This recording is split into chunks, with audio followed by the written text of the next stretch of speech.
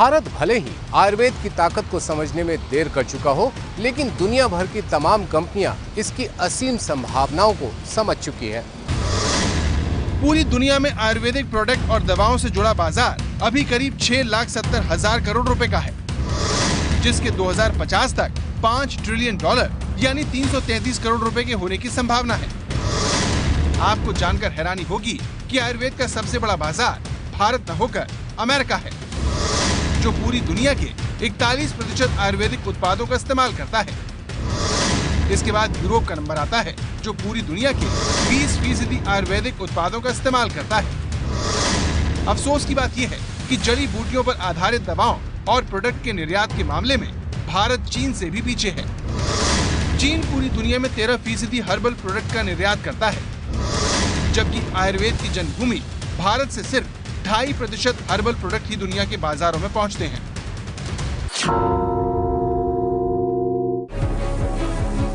यानी भारत आयुर्वेद के मामले में दुनिया के नक्शे में कहीं नहीं है। ऐसे में जरूरत आयुर्वेद को बढ़ावा देने और उससे जुड़े गलत प्रचारों को ध्वस्त करने की है।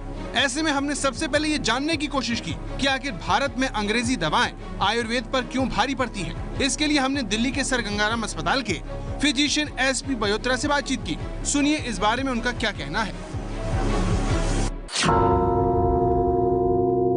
एलोपैथी की दवाइयों पे आज सारे विश्व में इसलिए ज़्यादा लोग विश्वास करते हैं कि ये दवाइयाँ हैं एक कभी कठिन मेहनत के बाद, बहुत सारे ट्रायल के बाद, जैसे बहुत एनिमल्स के ऊपर ट्रायल किया जाता है, उसके बाद सीरियस पेशेंट होते हैं, सिक होते हैं बहुत हैं, उन पर ट्रायल करते हैं, उस पर फिर कंपैरेटिवली थोड़ी बीमारी वाले लोगों पे, एंड देन फिर एक पॉपुलेशन में, नॉर्मल पॉपुलेशन में करके जो स्टेज 4 ट्रायल से जो दवाई पास करती है उसको फिर हम मार्केट में आती है।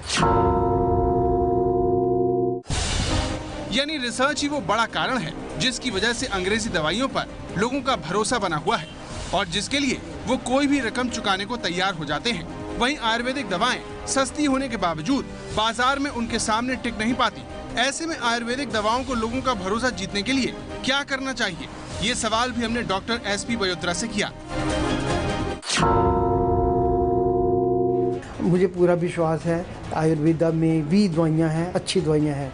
हमारा देश में तो आयुर्वेदिक की सदियों से जो चलता आ रहा है, तो अगर हमें अपनी दवाइयों को चाहते हैं कि ये आनी चाहिए मार्केट में, एलोपैथी के मुकाबले में आनी चाहिए, हमें ज़रूर उनको फेज़ 1, 2, 3, 4 ट्रायल से करके इनको भी ऐसे ही निकालना चाहिए।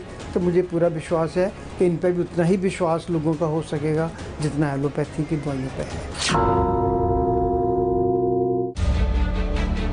अंग्रेजी दवा की खासियत जानने के बाद हमने आयुर्वेदिक दवाओं की कमजोरी को टटोलने का फैसला किया। ये जानने की कोशिश की कि आखिर वो कौन से कारण हैं जिसकी वजह से ये लोगों का भरोसा नहीं जीत पा रही। अब ध्यान से सुनिए आयुर्वेदिक डॉक्टर प्रीति छाबड़ा की बात, जो आयुर्वेद के पिछड़ने के बड़े कारण बता रही हैं। हमारे यहाँ जो भी मेडिसिन प्रिपेयर हों उसके लिए जो भी रॉ मटेरियल है, जो भी जड़ी बूटियाँ हैं, वो ऑथेंटिक हो और उनकी अवेलेबिलिटी हो। ऐसा ना हो कि एक द्रव्य के अभाव में या एक औषध के अभाव में दूसरी औषध को एज प्रतिनिधि द्रव्य या एज सब्स्टिट्यूट लिया जाए। और इन दोनों के लिए ये बहुत आवश्यक है कि हमारे जो रिसर्च प्रोटोकॉल्स हों वो स्टैंडर्डाइज हों और हर मेडिसिन का साइंटिफिक वैलिडेशन, उनकी एनिमल स्टडीज़ और क्लिनिकल ट्रायल्स हुए हों।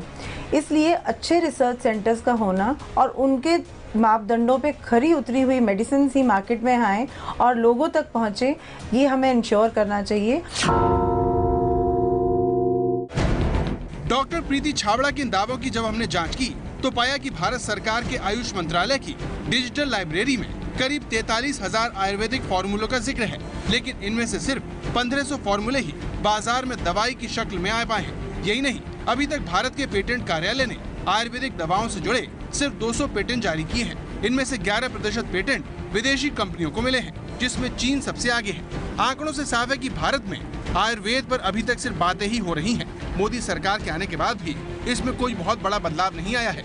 सरकार ने पिछले साल 28 अक्टूबर को भारत में राष्ट्रीय आयुर्वेद दिवस मनाने का फैसला किया, लेकिन आयुष मंत्रालय के बजट में सिर्फ 8% का इजाफा किया। इस तरह सरकार ने आयुर्वेद को बढ़ावा देने और रिसर्च करने के लिए 1428 करोड़ रुपए आवंटित किए। ऐसे में सवाल ये है कि क्या इतनी कम रकम में आयुर्वेद का पुराना गौरव लौटाया जा सकता है?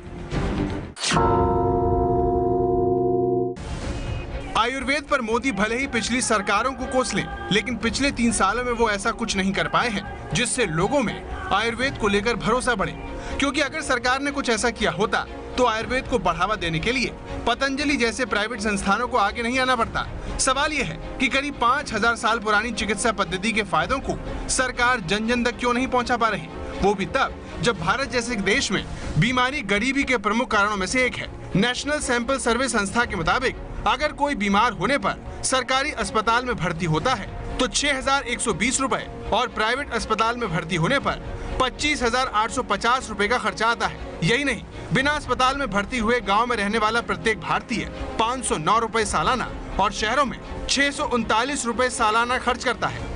जाहिर है अगर लोग बीमार न हो तो उनका काफी पैसा बच सकता है और आयुर्वेद इसमें अहम भूमिका निभा सकता है। ऐसे में हमने वेलनेस एक्सपर्ट से ये जानने की कोशिश की कि क्या आयुर्वेद में कोई ऐसा तरीका है जिसे अपनाकर लोग बीमार ही ना हो। अब हम आयुर्वेद की अगर बात करें तो शब्द ही कहता है आयु जमा वेद, मतलब लंबी आयु पाने का वेद क्या है। It is a science of life.